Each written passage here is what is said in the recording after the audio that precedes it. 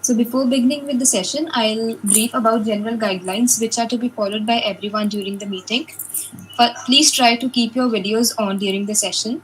Keep yourself muted during the session. You can unmute and you can ask questions to the speaker during the question and answers round. If the speaker allows you to ask the questions in between, you can do so, but it will be up to the discretion of sir. I would like to give also a brief about the amicus curiae and about our guest speaker. The amicus curiae is the brainchild of several legal luminaries and eminent personalities across the country and the globe. It is a dream online platform which aims at proliferating legal knowledge and providing an ingenious understanding with cognizance of various fields of law to make sure that legal knowledge and experience penetrates to every nook and corner of the ever-growing legal fraternity. Through ambitious and studious legal brains across the country, TAQ aims at providing valuable contribution to contemporary legal issues along with development in the omnipresent field of law to the masses.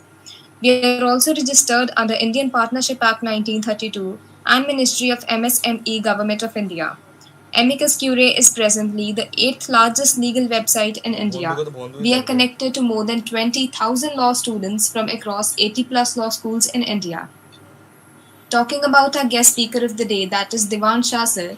He is a young professional working as a policy consultant to the Honorable Minister of State for Communications, Government of India.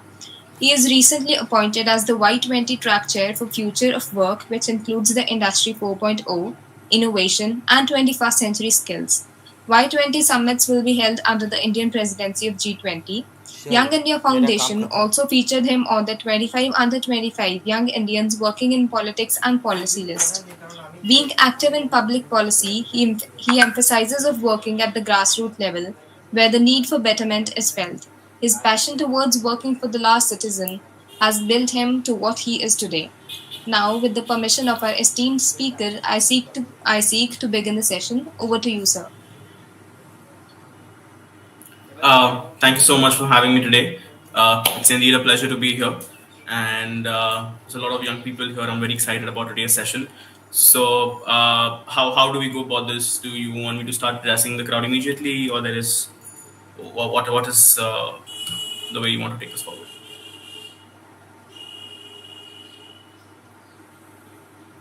So you can take forward the session the way you like it. Okay, great. So the topic for today that I've been given is balancing development and sustainability between the G20 nations.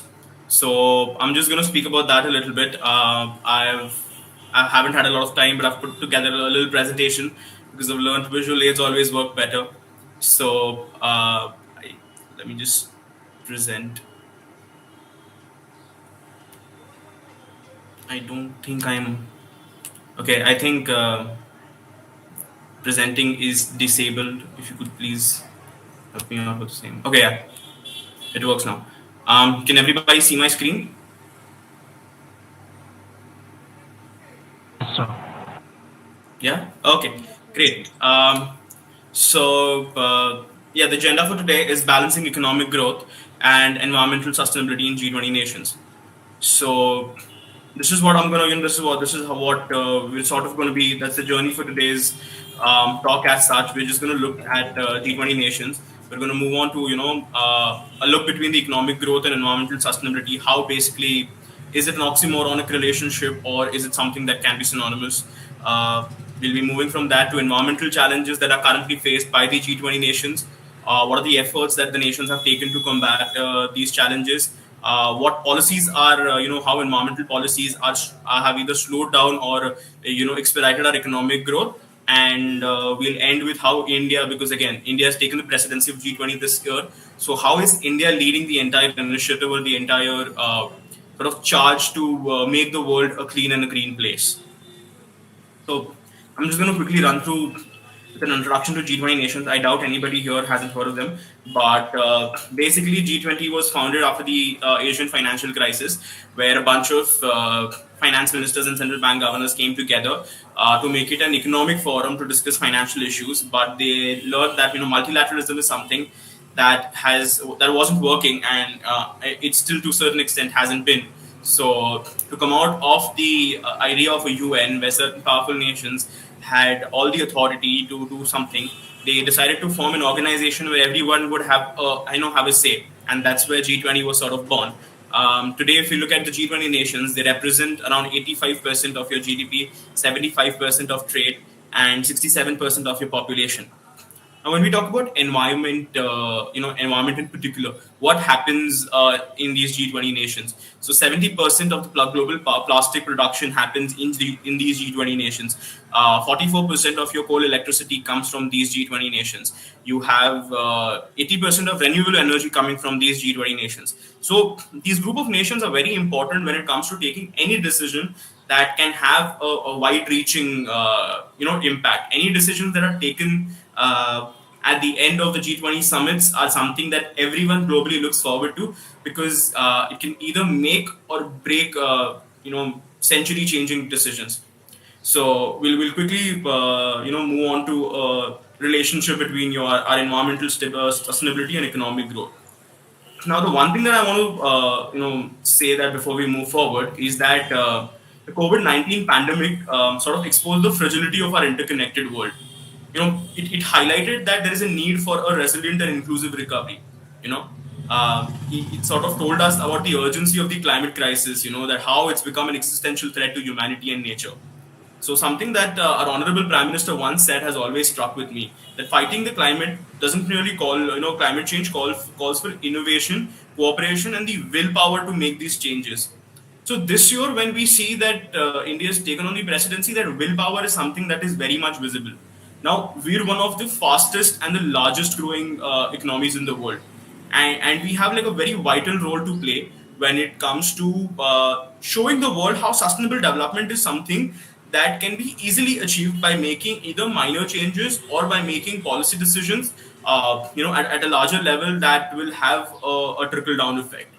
So, if you look at, like I said in the beginning, our is economy and sustainability an oxymoron or a synonymous? So if you look at the example of Kerala, where there was a sand mining ban, the manufacturing sector in Kerala did take a hit, but because of that, a lot of other industries, a lot of resources, and the biggest resource of all, that is human life, that was saved. So that was a trade-off that happened there. But if you look at the national solar mission that India launched, that we want to produce 450 gigawatts of power before 2030, that is something that has led to the creation of the International Solar Alliance as well, where India is leading the charge to show people how solar energy is something that can be a very easily available power resource, and it can be used to ensure clean energy being promoted everywhere else. Modera, that happened right now, is one of the best examples I could ever give. Now, environment challenges that have come forth before us. All of us know, we're all. I'm based out of Delhi currently, and I can vouch that while we were expecting a lot of heat right now, there's winters in the morning, it's somehow raining in the afternoon, and it gets really hot by the evening. Similarly, we during the COVID pandemic, we saw how Australia went through with wildfires and heat waves. Japan and US, Turkey especially recently, Turkey and they faced a very horrific earthquake there. So these are a lot of environmental challenges that are slowly coming forth before the G20 nations, and climate change has now become something that every single country in the world is worried about. So how do we take it forward? How is something that, because development is a cycle that cannot be stopped. The path that humanity has set upon on is one that leads to instantaneous growth now. There's something that I like to say, that the only constant today is change, as paradoxical as it may sound. So, how do you ensure that this change does not also bring about the end of humanity, or it does not lead to causing more and more harm to our climate and to our surroundings? So, what have we done so far? So in the recently held ECSWG meeting, the groups finalized on the following three priorities. That we can do the arresting of land degradation. We accelerate our ecosystem restoration, and we enrich our biodiversity. Now, what does this basically mean? The projects that lead to harming the land or they lead to a lot of deforestation is something that needs to be stopped with an immediate effect. We have to work on accelerating our ecosystem. One of the most beautiful examples I could think of, and it's something that I saw recently, are the green bus stands that they've I think it was in Australia, if I'm not wrong, where they have filled up huge tanks of water, and they have introduced algae in those tanks, which consume enough carbon dioxide that is equivalent to 2 10-year-old trees, and they're doing this at every bus stop possible. So this is the way that they're reducing the carbon footprint that is being created, and ensuring that there's more and more oxygen that goes out there. And these are very simple solutions. These are very innovative solutions, but these are solutions that work, and these are solutions that can be easily implemented. The third thing was enriching our biodiversity, which is obviously protecting our wildlife, protecting the flora and fauna around us. Reintroducing extinct animals if you can. Like India had recently lost all its cheetahs, but we've reintroduced cheetahs into the Indian biodiversity. Thereby, we're enriching our biodiversity again, creating an entire new food chain, protecting said food chain again. The G20 Bali, the last G20 presidency was with Indonesia, and the Bali Leaders Conference, they reaffirmed their commitment towards access to energy and scaling up zero to low emission power. They did again reaffirm G20's commitment to to achieve land neutrality by 2030, and reduce the land degradation by 2040. So these are some of the pointers that the G20 nation has already taken in order to ensure that we're able to address our environmental challenges easily. If we look at the Paris Agreement in 2022, all the G20 leaders agreed to pursue the objective of limiting global temperature increase. They wanted to stop it back to 1.5. This basically meant that every single leader in the world is now agreeing to one simple fact, that climate change has to be tackled, and it has to be done through a proper and effective implementation of the Paris Agreement. We saw that again in G20 Rome summit, where the leaders pledged for nature, and they set a 30 by 30 target. That at least 30% of global land and 30% of global ocean should be conserved and protected very well by 2030. So these are a lot of the lot of really good initiatives that have been taken, but the implementation of which is we're seeing is becoming a little slow. That is where India has sort of come into the picture. That we have managed to achieve our target of I think of achieving our the solar energy plans. I think we have achieved that 9 years ahead of schedule. So how have we done that? So when we speak of how India is leading these sustainable development goals, we can look at a couple of initiatives. These initiatives will come on later in my slides, but I would rather speak on them now because it makes sense. We have seen Sarva Shiksha Abhiyan, which is there to provide free and compulsory education. There is Rashtriya Madhyamik Shiksha Abhiyan, which is again access to secondary education. We have skill development opportunities. We have the Digital India. We have Swachh Bharat Abhiyan, which has now become synonymous with protecting climate all across the globe. The Gandhi spectacles have become a symbol that is known to every single individual, at least in India, and even to a larger extent abroad. We have a lot of new schemes and policies coming out for protecting our farmers, in the way of Samman Nidhi, in the way of Jan Dhan Yojana, in the way of Ujjwala, to provide LPG connections, to ensure that there is no more firewood burning.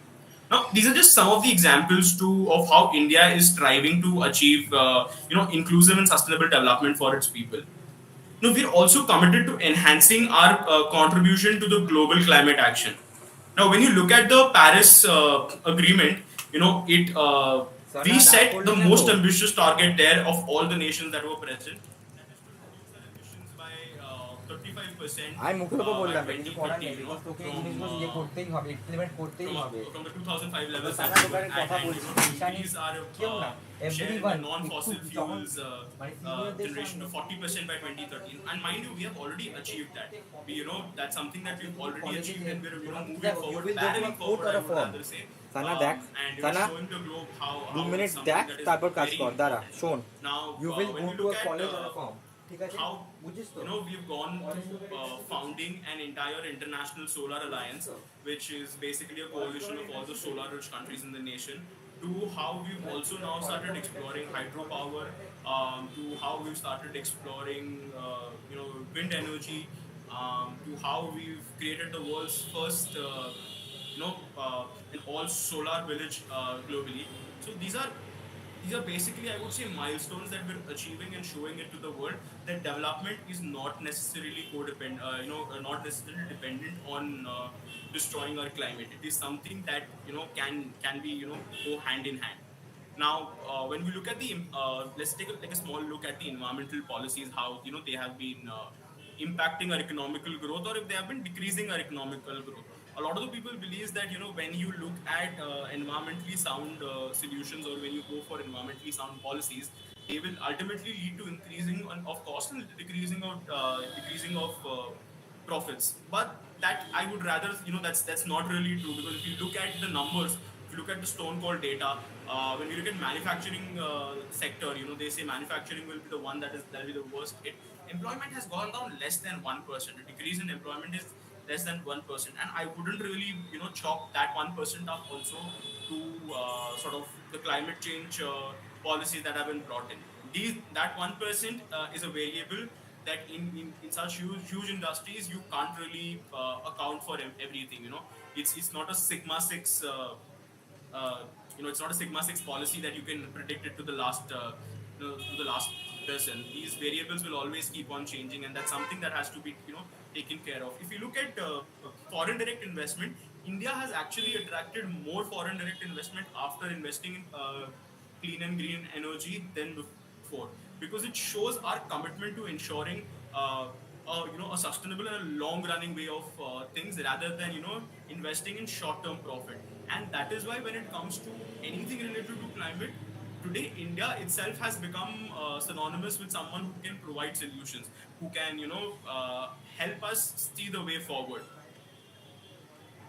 These were some of the initiatives that I spoke about. You have Pradhan Mantri Ujjwala Yojana, there's electric vehicles, there's Namami Gange, green energy. We've just allocated 35,000 crores for that. Life challenge is something that again India gave to the entire world, and it's a dream project of our honorable Prime Minister. So, while ending, I would just like to say this thing, that we believe in the principle of Vasudhaiva Kutumbakam, which is the world is one family. This is the theme of India's presidency this year. So, through this presidency, what we hope to do is to foster a greater cooperation and solidarity between the G20 nations. To address the common challenges of our time, because all that India wants to do is to bring all these people to the table and to tell them that this is what we're facing, this is what we're doing, and this is what we hope all of us can come together. you know Friends, as we enter the decade of action, or so I like to say, because there's a lot of promises, there's a lot of challenges, and there's a lot of hope in the coming decade. There's a lot of new initiatives that will come to fruition by the time we reach 2020, 2030. India itself will be at 120, 40. দেখতে পারি না তোকে এভাবে।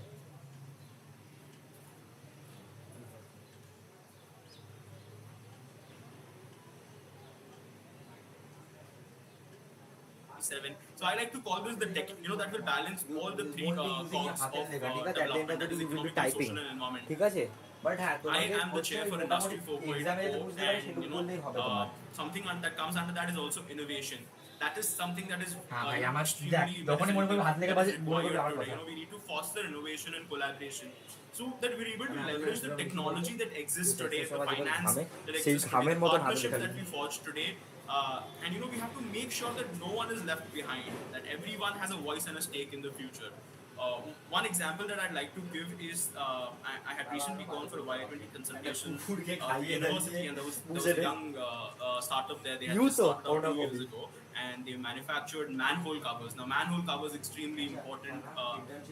They ensure that no animal, no human falls down below the manhole. They ensure that the entire surrounding is kept clean. Now, an average manhole cover made of cast iron costs 9,000 rupees, but they manufactured one out of plastic, and it was able to take up to 10 times more weight than the one made out of cast iron at the meager cost of 1,800 rupees. Now, this is a very small change, but it's a sustainable business model, and it is something that is helping, not only the environment, that is helping not only the economy, but they were also using artisans from a village. They adopted a village it's also providing employment in these areas. So we need to foster such innovation and first second ইয়ারে collaboration অত high because কিছু these পাবো না small আমরা things will have একদিন কি wide-reaching ভেবেছিস কিছু impact once মানে they আমি grow. তো ভাবছি একদিন নিতে যাব We have a ধরে নে unique একদিন হাইকোর্ট opportunity to lead বিদেশে these যাব G20 high court nations. It's a unique responsibility that we have to lead these G20 nations, and we have to lead by examples. Because while India is currently the ইন্টার্নশিপটা leader of খুঁজতে the হবে global south, and we've also taken on the mantle of Vishwaguru. The global north does have the resources right now. They do have access to the resources. They do have access to the চিনতে capabilities, হবে বাবা তোমাকে and গিয়ে চিনতে হবে তোমাকে we কেউ have the চিনিয়ে দেবে না influence বাড়ি to থেকে make a difference. মানে গিয়ে কথা বলতে All হবে of us collectively, have a Wow. duty to uphold Wow. the values and to hold up the principles of solidarity and cooperations that sort of underpin the 2030 agenda. So I would like to end by saying that we should stand ready to work with all the other nations and all the other partners that we have to work towards a more peaceful, prosperous, and a sustainable world. I think I'm just going to end my speech here. I would much more appreciate a dialogue than a monologue. I've already spoken for a long time, but I would like to open it up to questions now. Questions, commentaries. আবে না না If you have read ভেঙে our গেছে white ওটা paper আমার and দোষ there's না something that you wish to শেষ contribute to the ভেঙে same, গেছে I'd be open to all of it. Solution আছে আমার হয়ে গেছে চল সরিয়ে দিচ্ছি ভেঙা দিয়া Oh, yeah, sure. ঠিক ঠিক ঠিক ওইরকম মেসেজ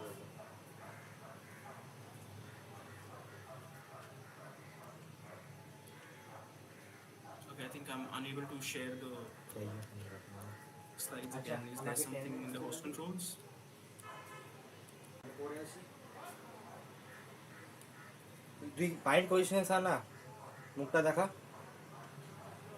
মাইন্ড কর প্লিজ করিস না কারণ আমাকে দেখো তোমাকে আমি কথা বলছি ল প্রফেশন আমি যেটা দেখলাম আছে মুখের উপরে একটা কথা বলে জানিস তোর যে ল প্রফেশন এমন প্রফেশন না যেটার মধ্যে তুই এই জিনিসটা আজকে দেখছিস তো তোদের জুনিয়রকে দিয়ে কাজ করাচ্ছে উনি তো জুনিয়রকে দিয়ে কাজ করালো You was committing offense. বুঝতে পারছিস তো ম্যাম বললো এটা যে তুমি এটা ফার্স্ট দেখছো তো তুমি আরো Sir, you can share the PPT with us and we can reshare from our device if it is fine with you. Law profession Sure, if one of you could It's drop about me your profession, email ID, I'll share it with you. Right, dropping it in the chat box. দেখো তোমাকে একটা কথা বলছি law profession is not even for me আমারও পছন্দ আমারও খুব যে একদম হচ্ছে না বাট আমি এখন হয়ে গেছি there is nothing for you there is nothing for us as a human being nothing is perfect for us আমরা যদি আমাদের মাইন্ডসেটটা হচ্ছে যদি আমরা 24 আওয়ার্স ঘুমিয়ে কাটাতে পারি সেটাই ভালো থাকবো তাই তো হ্যাঁ না এটা সবার ভাই এটা সবার 24 আওয়ার্স আমরা ঘুমিয়ে কাটাতে পারলে ভালো thing is you have entered uncle তোকে বলে যে কলেজ চেঞ্জ করবে না তো option Okay, I've shared it with you. আমি তো মুখের একটা কথা বলছি you will be sexually harassed when you enter court তোকে এখন ইন্টার্নশিপে না when you enter after 5 years you will be sexually harassed বা তোকে করবে না তোকে বলবে আমার মানে জুনিয়র কোনো সিনিয়র তোকে বলবে আমার সঙ্গে করো মুখের উপর তোকে বলছি দিস ইজ দ্য ট্রুথ ঈশানীর বাবা কেন ওকে চাইনি যে ল প্রফেশনে যা এই কারণে আমি চাই না তুই ইয়েতে দিকে যা লয়ের দিকে যা আমি চাই জুডিশিয়ারির দিকে তুই চলে যা Okay, I think it's working again. Thank you. Yeah, this is the slide. আমি চাই তোর জুডিশিয়ারির দিকে চলে যাও এই কারণে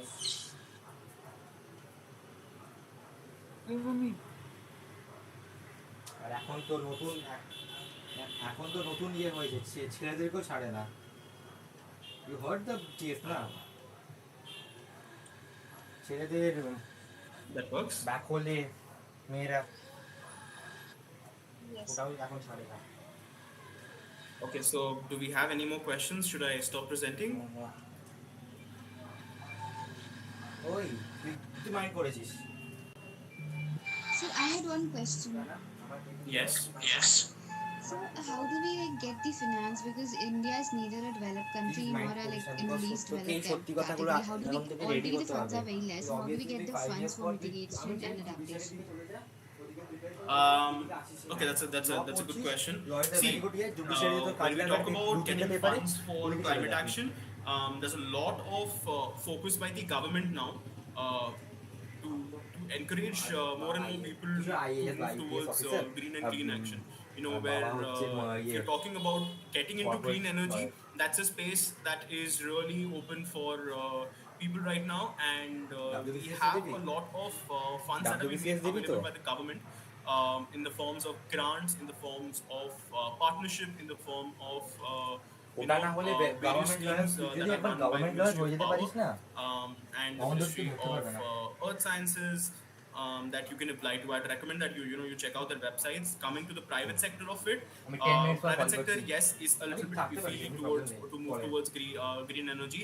But then again, when we now থাকতে look পারিস that the government has you know given permission to আমি বলছি PSUs থাকতে পারিস and to small bodies to use their the CSR funds that they have to fund projects that work towards climate, that work towards to করতে towards থাকতে the পারিস আমি social মজা করছি sphere. না কিন্তু আমি That is something where you will normal now কলে get finance. That those are the normal areas কলে where থাকতে you will বলছি be able to attract investors, and you will be able to okay get the capital that you need to get your initiative rolling.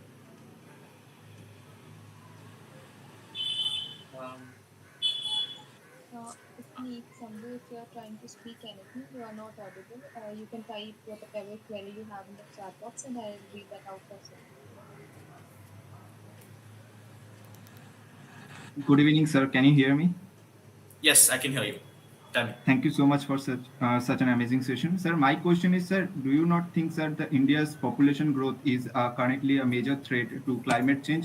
Because like population is growing so faster, so we have to like build lots of like flats or houses for them, and we have to cut down forests, and that's the problem. And also like sale of private cars or bikes will increase, and like lots of people will not cannot travel in public transport. So, sir, if we increase the public transport, it is a like a very very grateful thing for like climate changing issues. So, how do you want to address this issue?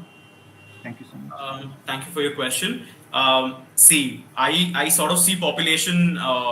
I am speaking on through two different lenses right now. One, I speak as the chair of Future of Work. So when I speak as a chair of Future of Work, population is something that I see as a resource. I see it as a great potential for India, because there's a recent BCG study that said every Indian born after 2000 will spend somewhere around $240,000 in his entire lifetime. India is 60% young right now. We're youngest on the planet all the way up to 2070. When you multiply that number of 240,000 by close to 1.3 billion people, that is the size of Indian market. That is the size of Indian markets. Now that is something that I see as a boon. That is the way that India is going to dominate the global markets. But when I talk about when you bring in the climate part of the climate issue into it, yes, it does raise a worrisome question in front of us. But then again, given the fact how globally demanded the Indian workforce is, and with areas with far-reaching areas in Canada, Russia now becoming habitable for people, and with globalization encouraging the movement of people everywhere, and you see multinationals being led by Indians all around.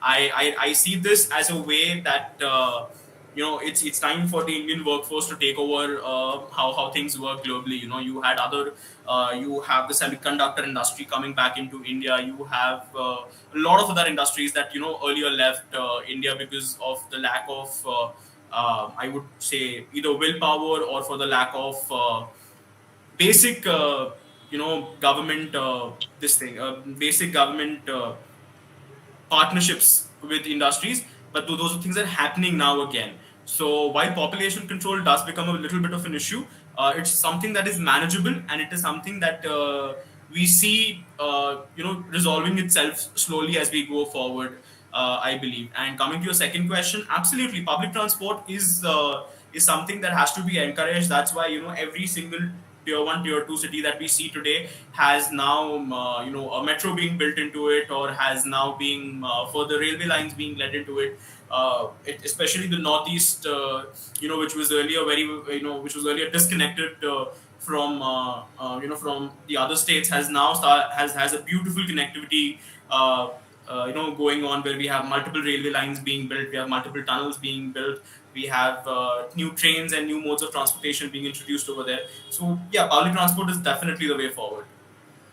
Somebody raised their hand.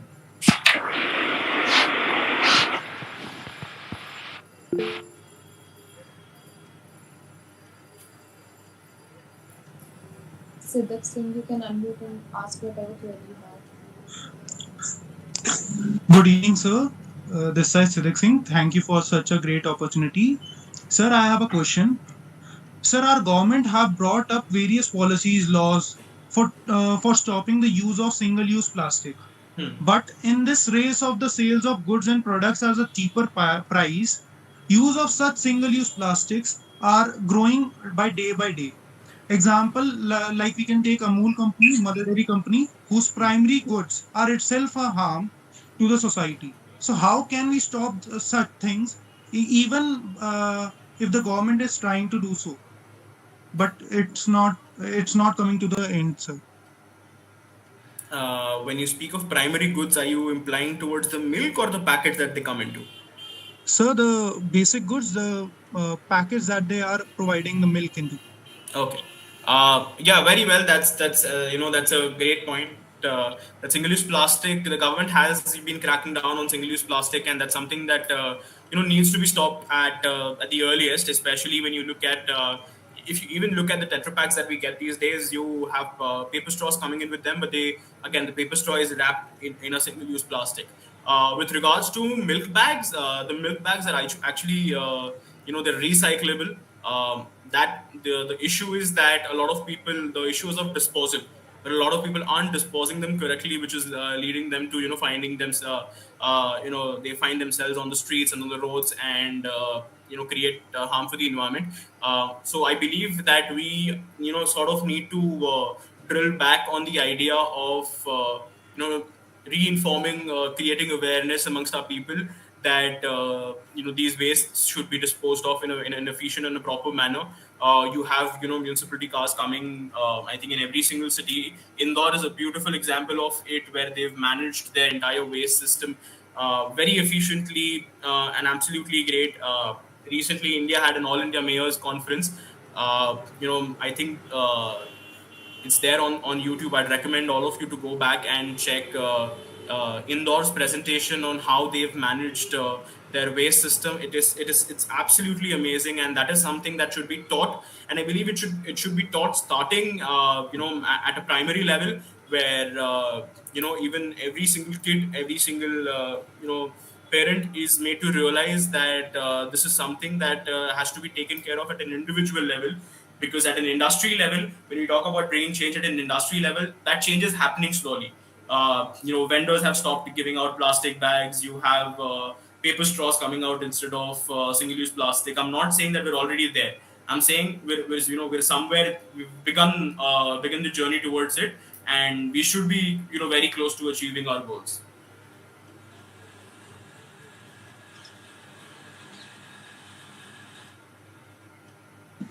Good evening, sir. Am I audible? Yes. Good evening. Sir, thank you very much for such a wonderful session.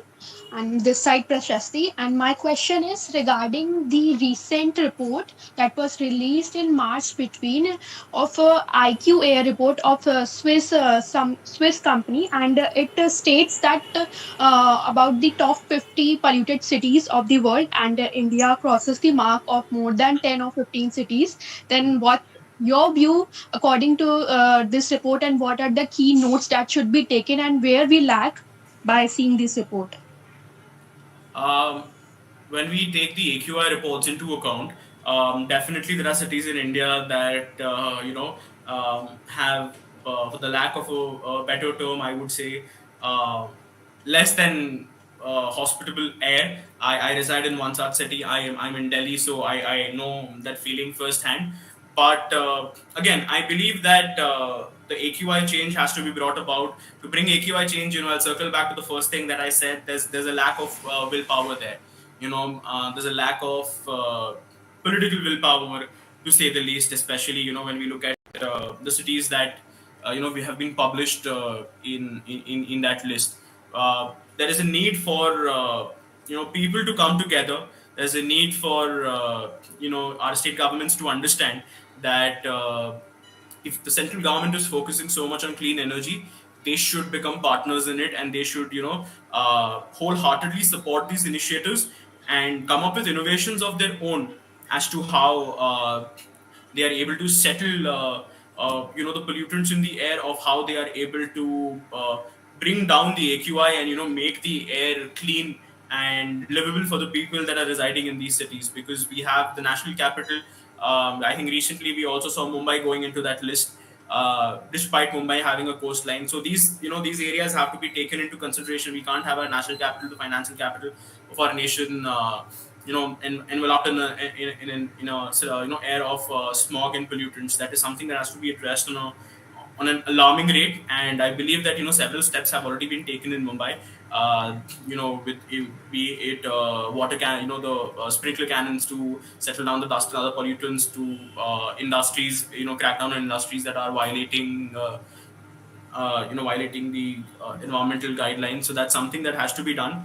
And again, climate change is not something where you can say that we've arrived. I believe, like when we talk about industry 4.0, or we talk about the economic growth, or that we can't say $3 trillion economy, it's done. What's next? Climate change is a cycle that will keep on going endlessly, and that's something, that's a battle that all of us have to collectively fight together on a daily basis. So again, yeah, that's pretty much what I'd like to say. Sir, what are the major changes that government will take in next coming years for reaching of the target of COP27? Um, See, I can't really comment on the fact that what changes the government will take, because none of us have seen the future, neither have I. But I can speak to what I hope that the government. I hope the government makes these changes, and it's something that can be seen moving forward, where we are reaffirming our commitment to ensuring that the global climate levels, that the temperature change doesn't go beyond 1.5 degrees, where India is again rallying the world to move towards clean energy, towards to green energy, towards non-fossil fuels, where we have tier 3 city, tier 4 cities in India that will start moving towards completely away from maybe even LPG, and then start moving towards independent power generation methods. For example, I come from the city of Vadodara, which is the cultural capital of Gujarat, and a beautiful thing about Vadodara is that a lot of the industrial units and a lot of the you know domestic houses have now installed their own solar generation panels, and that's led to them being independent in terms of energy generation, and the government is actually paying them for the additional energy that they generate, which is not used by that particular house. So maybe in the future we see a lot more cities and a lot more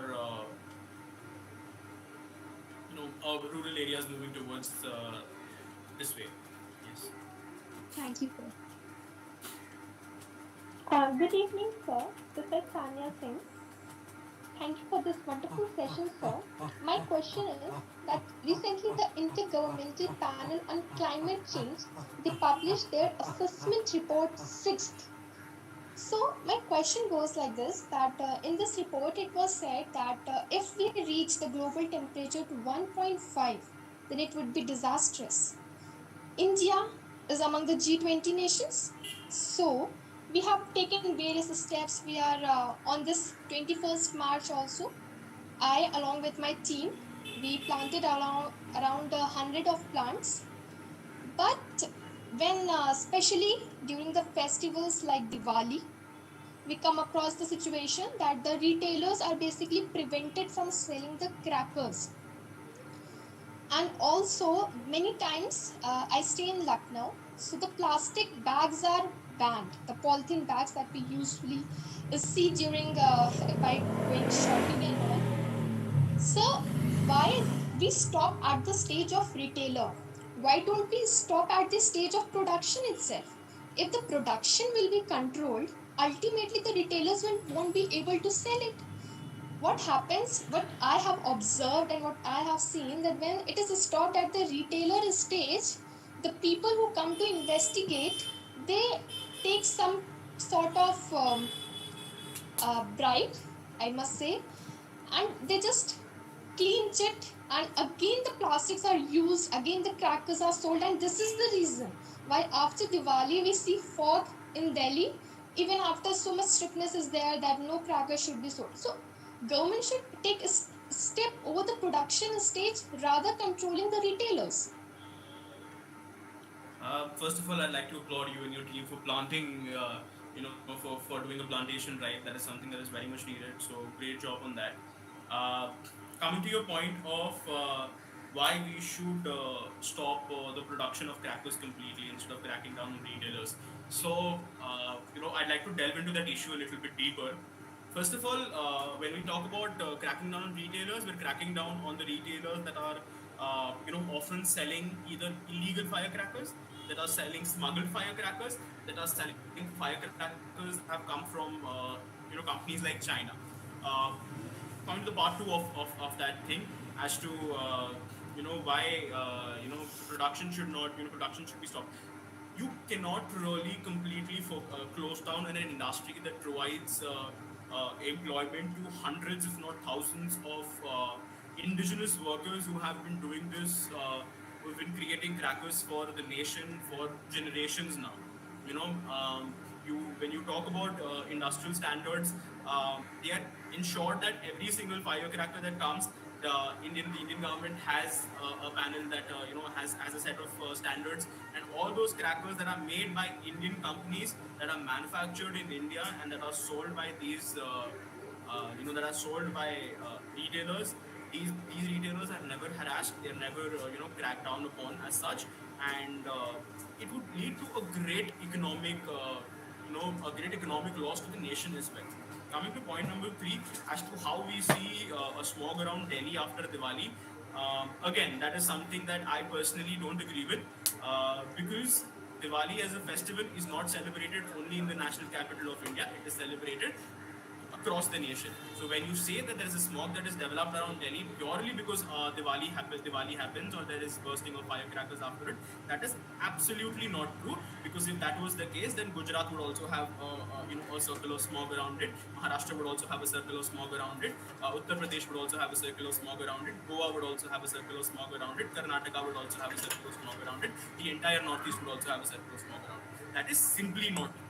But again, then I really don't want to get into the politics of it or go into a political debate right now. So I would stick to the fact that we need to crack down and we need to stop the sale of illegal firecrackers that are smuggled in from neighboring nations, and firecrackers that do not adhere to safety code and standards that is set by the Indian government.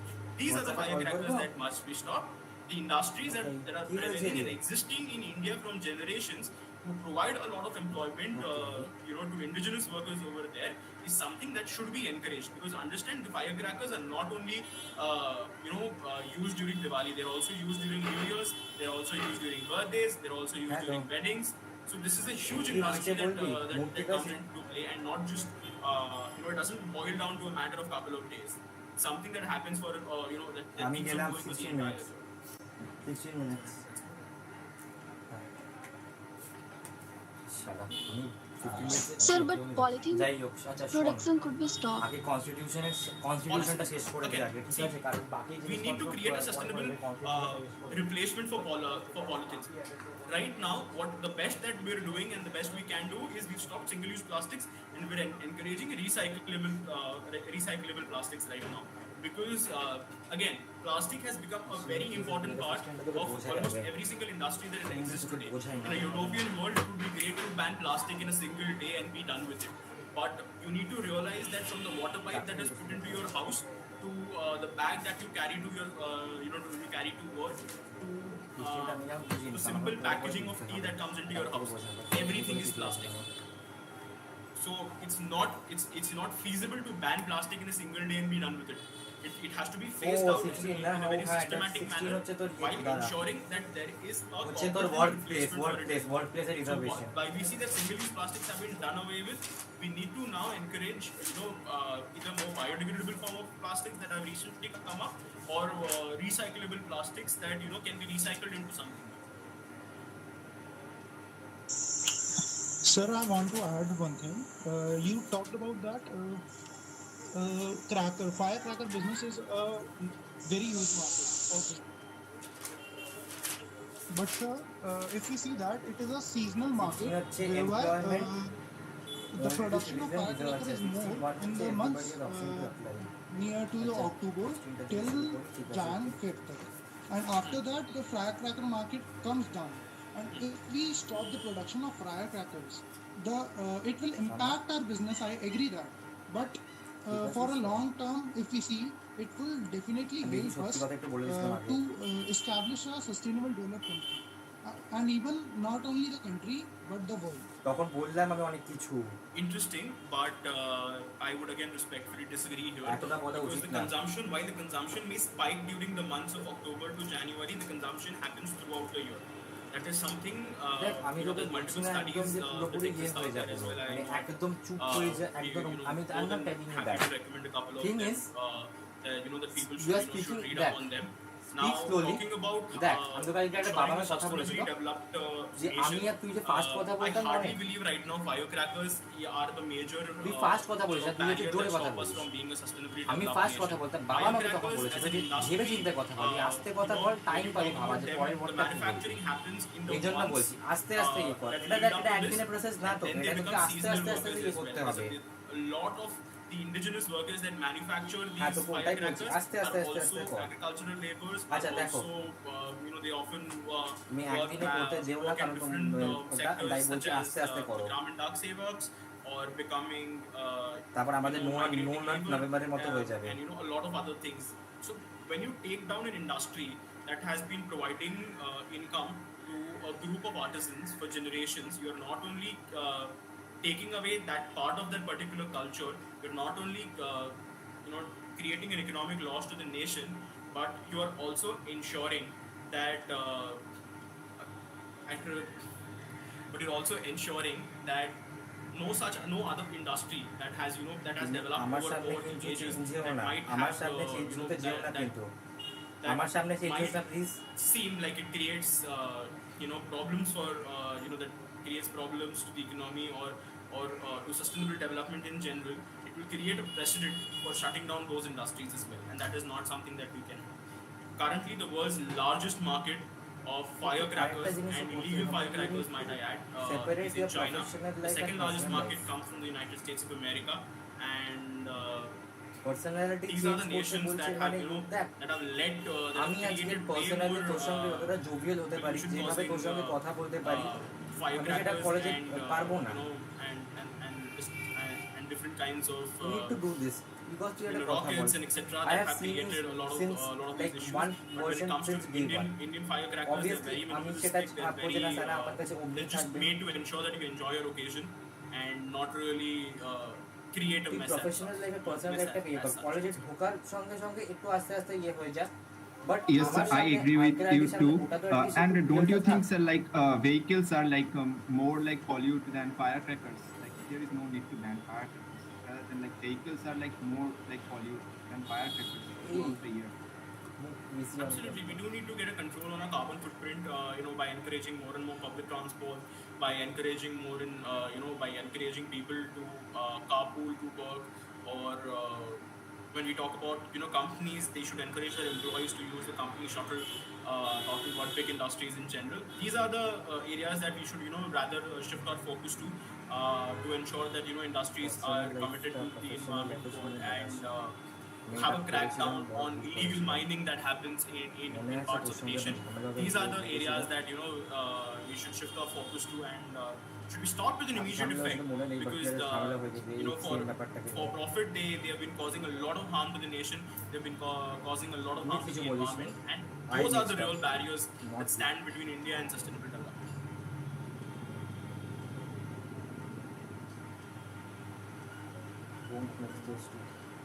Professional is for college, personal is for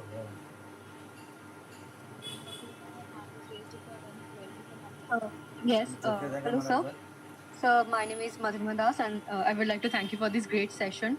So my question is, so what is, in your opinion, what do you think is the role of young people and civil society organization play in promoting a more balanced approach to the economic growth and the environmental stability? See, I am of this firm belief that it's the youth of a nation that brings about any change that is possible. It is the youth of the nation. It's the responsibility of the youth of the nation to innovate, to bring about new ideas, and to ensure that they hold the older generations accountable. So when we talk about the role of young people and civil societies, it is very important that we ask questions, that we listen to our own suggestions, and that we continuously ensure that everything that has been that has been put out on a global level or on a national level or a state level or a district level has youth participation in it. So it's something that I'm very that I personally as an individual feel proud of, that Y20 negotiations that happened over the past years in every single presidency under any other nation were limited to closed door meetings in the capital of the city with a few select individuals. It's for the first time in India that we've taken our presidency to the grassroots, where we've been explicitly told and asked to go and interact with the youth of the nation. And this talk is a brilliant example of the same, where we want solutions from the youth. We want solutions from the youth of India to tell us that what do they expect should be set at an international level. What do you feel is something that should be put forth in front of the G20 nations? I'm sorry, could you repeat the second part of your question? Yes, sir. So, like, what do you think that civil society organizations like for a more balanced situation, what can we do like that? With regards to civil society organizations, the best part that you can do is you have the mandate and you have the field to work wherever wherever the civil society decides, and improve situations. A lot of the times, government is not able to reach certain places, the civil societies are able to reach, and that is the power of civil societies. Civil societies can not only do great work, but they can also pitch into a lot of the decisions that the government wants to take. So, if you take a look, recently we had a national youth policy of the nation coming in, where we had a lot of civil society organization and young people be a part of the nationwide consultation that happened. That led to a huge document that was submitted to the Ministry of Youth Affairs. I think something similar happened in Madhya Pradesh recently, where the state has just released its state youth policy. আমি দেখছি দিদি, আমি দেখছি আমি দাঁড়াও climate change. But this is something civil societies now need to encourage states and the national government to come up with an environment policy of its own.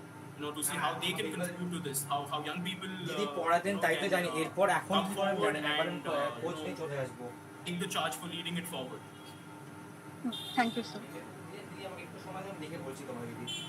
Mohana, you can unmute and ask your ঠিক আছে query. ঠিক আছে, by দিদি।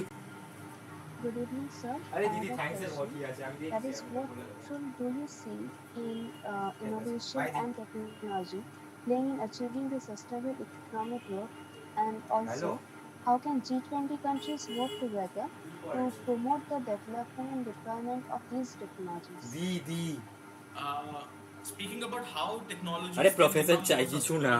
and so I believe that tech right now is না the মানে একটা biggest, যদি চেনাশোনা কেউ থাকে তো আমার একজন আছে, আমি we তাই have a lot of বলছি, আমি things that are দেখছি। happening digitally, and to ensure আমি that কেন প্রফেসর হতে যাবো?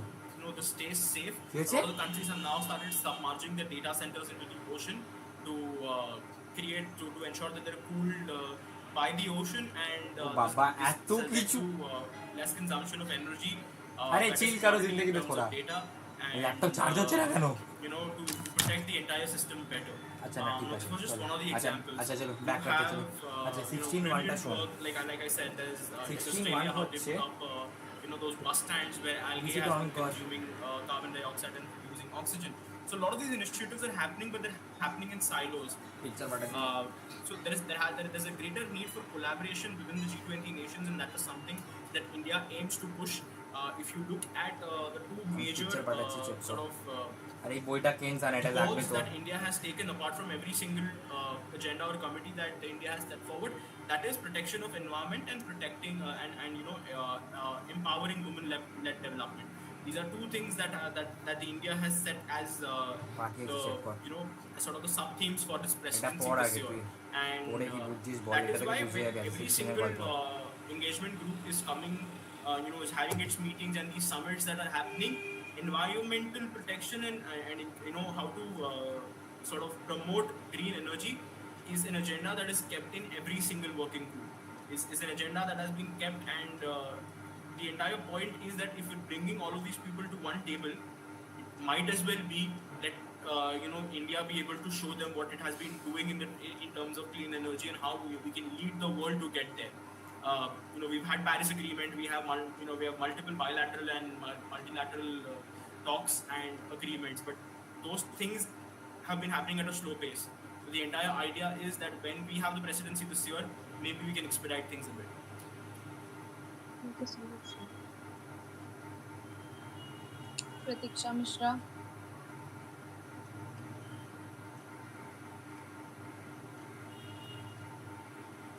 Pratiksha, your hand is raised. If you have a query, you can ask that.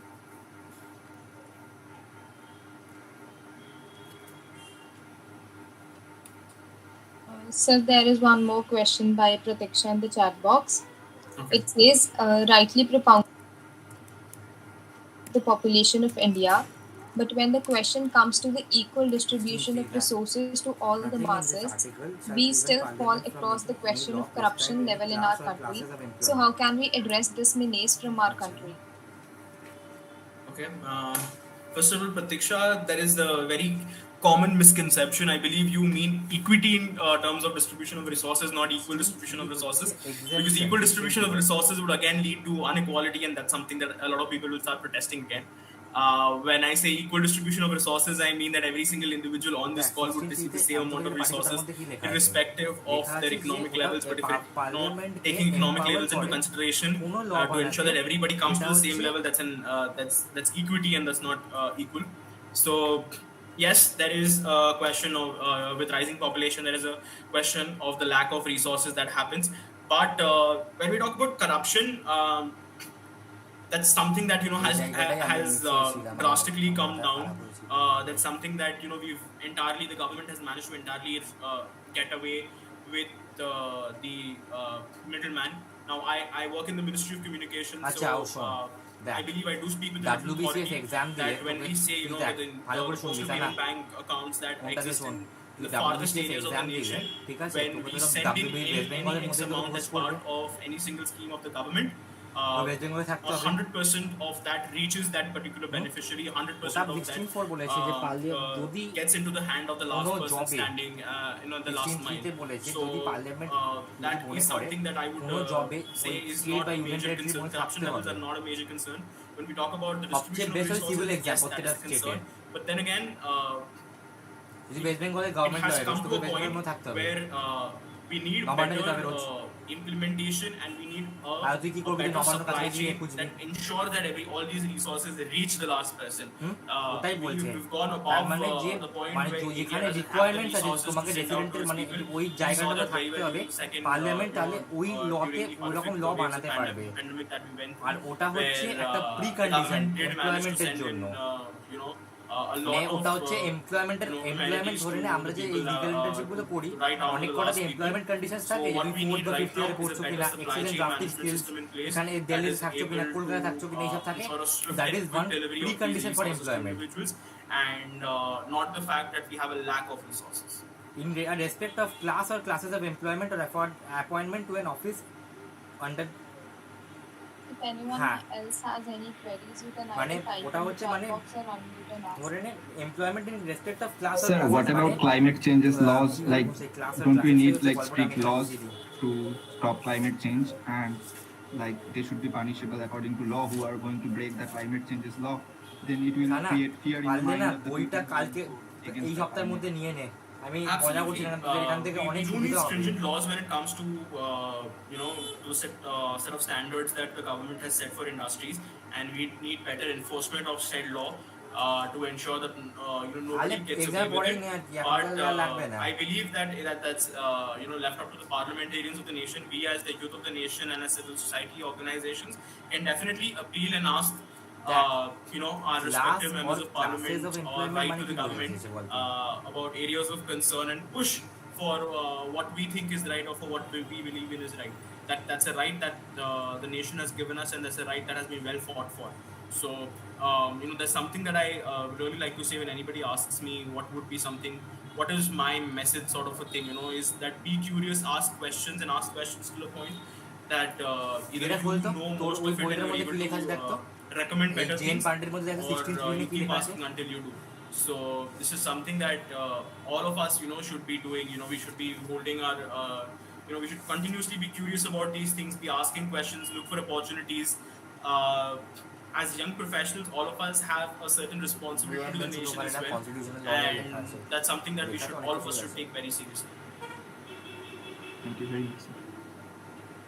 Sir, I want to add something. There are certain laws that are being made by the parliament, like the Explosive Act 1884, whereby there is mentioned that the manufacturing, import and export should be done with a license rule. Yes, so while I said that we need better enforcement of said acts as well, there's a lot, because India has done tremendously well when it comes to either the promotion of green energy or towards ensuring that it holds its industries up to a certain standards, or I would rather say it holds its industry to standards that are better, almost at par or better than the international levels. So those already exist. We need a better implementation of those, and we need our industries to become cognizant of the fact that these standards agree, and they should vehemently adhere to that. Rightly said, sir.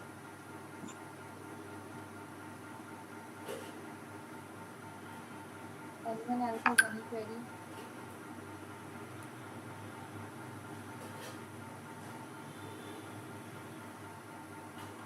So I guess we do not have any more queries. Before proceeding towards the end of the session, I would once request everyone to switch on their camera so that we can have a picture of everyone together in the session.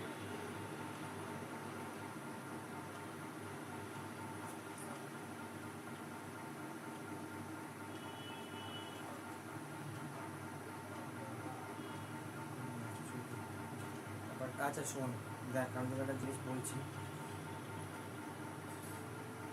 A gentle request, please switch on your cameras.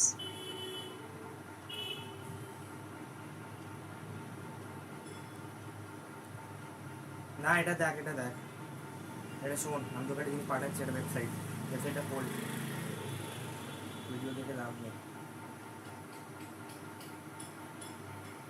দেখ আমি তোকে 16 গল্পটা বলছি। দেখ 16(2)তে কি বলেছে, যে কোনো ডিস্টিংশন করা যাবে না on the basis of state. 16(2)তে বলেছে না যে প্লেস অফ বার্থ, রেসিডেন্স নিয়ে কোনো ডিস্টিংশন করা যাবে না। 16(3) হচ্ছে ওটার একটা এক্সেপশন। যদি পার্লামেন্ট চায় তাহলে একটা করতে পারে, মানে কিরকম বলতে, যদি পার্লামেন্ট চায় তাহলে হচ্ছে কোনো রুলস বানাতে পারবে। Good evening, sir. ওই যে Sir, my question is that when we talk about the concept of sustainability, we can't forget that due to sustainability, there has been some instance in past about the exploitations of the people. For example, somewhere in the article I read about the Tesla that the coming of the electric vehicle, they just want to material that is cobalt, and they are just transporting it from the African countries where they are exploiting the people of there. So my question is that, would you think so that the sustainability somehow also lead to exploitation of the people of the low developed countries and other indigenous people? যদি parliament চায় তাহলে government rule বানাতে পারে, যার জন্য হচ্ছে তোকে ওই মানে রেসিডেন্ট ওই জায়গাটা থাকা হচ্ছে by the international union is something that sustainability doesn't necessarily mean sustainable development of United States of America does not mean the destruction of the continent of Africa. it's as simple as that. So when you when you undertake mining, are we sure that the mining is happening in to the standards? Are we sure it's not illegal mining? Are we sure that SC plus ST the people that are being taken advantage of over there ওটাকেই বলছে। তো যেটা বলছে যে মানে parliament rule বানাতে পারে যে কোনো তোমাকে এখানে থাকতেই হবে, মানে ধরে নে class of classes of employment or appointment to an office, মানে কোনো অফিসে মানে স্টেট গভর্নমেন্টের আন্ডারে কোনো অফিস বা ইউনিয়ন গভর্নমেন্টের আন্ডারে কোনো অফিস বা ধরে নে this is something that with the global north has been article 16(1) এর time and exception কিন্তু article 16(3) the global north এখানে কি বলেছে, এখানে তোমাকে ওই জায়গায় যদি পার্লামেন্ট চায় তোমাকে ওই জায়গাটা রুল একটা করে দিতে পারে, তোমাকে ওখানে থাকতেই হবে ওই যে জায়গাটা অ্যাপ্লাই করার জন্য, ঠিক আছে? those days are now gone. এটার কোনো রিলেশন নেই যে পার্লামেন্ট এর রুলটা ক্লাস বা ক্লাসেস, মানে ক্লাস ধরে অনেক কটা ক্লাস থাকে এমপ্লয়মেন্টে, প্রফেসর মানে যেটা ম্যাম এক্সাম্পলটা দিয়েছিল না, associate professor, assistant professor, professor Mohona দিয়েছিল তো। So what are some of the most promising strategies for promoting sustainable assistant professor and how can the G20 nations work together to share the best practices? ওটার মধ্যে কি ওটা class বা classes of employment ব্যাপারটা। So the G20 communique that will be passed by the end of this year is the best way parliament forward, where the countries will বানাতে পারে যেটার জন্য হয়তো যেই জায়গায় জব অ্যাপ্লাই করছে সেখানে থাকতে হবে, principles that they will work on going forward, that they will collectively ensure are implemented in a systematic manner. That is the way forward, I believe. So this year we have a very big responsibility on all of our shoulders to ensure that the world does agree with what India has to tell them. The world does listen to what India has to say, and the world, as it has been for a while now, the world accepts India's leadership in taking the globe to a green and a peaceful environment. Madhurima. So, what are some key policy and regulatory issues that need to be addressed, in order to promote sustainable economic growth, and how can these G20 countries work together to address these issues? When it comes to the regulatory frameworks, I unfortunately don't come from a legal background, so I think all of you will be be able to better educate me in terms of the regulatory frameworks and the laws that already exist. But speaking as to the policies that India has taken forward, or the policies that the world is taking forward, we have a lot of literature or a lot of agreements already existing, be it in the form of the G20 Leaders Declaration, be it in the form of the G20 Leaders Declaration, be it in the form of Paris Agreement, be it in the form of be it in the form of the Guangzhou Summit Declaration. All these declarations have sort of reaffirmed the world's promise towards sustainable development and the world's commitment towards sustainable development. But it was after the Paris Summit, with the coming of the life model introduced by the Prime Minister, empowers the state to make any special India's ambitious target of achieving non-fossil fuel 16.4 হচ্ছে reservation করতে পারে, contribution to energy up to 40% by 2040. Backward classes মানে SC এসটির জন্য the world has now started treating the climate change issue seriously. The world has now started realizing that if India can do it, so can we. And if India is already doing so much for it, it becomes an issue at a global level. That if India is working very well towards sustainable development, why can't we, the so-called developed nations of the world, do it as well? And that is something that we should be really proud about, but we should also take cognizance of the fact that that puts a lot of responsibility on our shoulders, and ensure that we are able to do justice to said responsibility. Yes, sir. G20 countries work together to promote sustainable consumption and production. So what role do the consumers have to play in achieving this goal? Pardon, I couldn't hear your question properly. Please repeat it. Yes, sir. So G20 countries work together to promote sustainable consumption and production. What role can the consumers play in achieving this goal? what role can the consumers? So it again boils down to the very basic tenets of climate change. That be mindful of what you use, be mindful of the products that you buy are they are to a certain code that the government has laid forward. All those information, we live in a very fast age where now even a Google search has become outdated. We have AI models present out there to bring us properly formatted information. So we need to be mindful of the fact that of what we consume, of what we buy, of what we promote, and of what we share with other people as well. So these are some of the ways that consumers can play a decisive role, because when the consumers take a stand or decide that they a certain product will not be consumed from here on forward because it doesn't adhere to environmental standards, the industry will be forced to adapt, to change, and to bring in products that are more environmentally sound.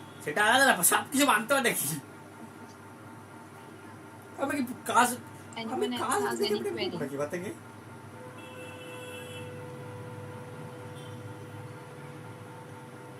I guess there are no more queries now. So just the last request to everyone to please switch on their cameras once. Like son of family problems. अरे কথা বলতো honestly বল কার family problems নেই আমাকে বল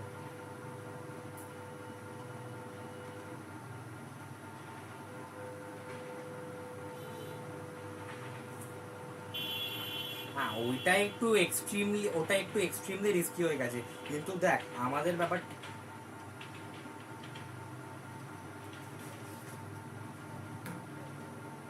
Are we done?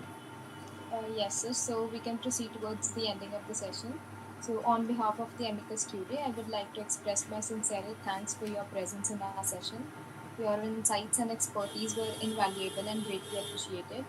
And your presentation was really engaging, informative, and thought-provoking. And I'm sure that everyone present here has learned a great deal from your experiences and the perspectives.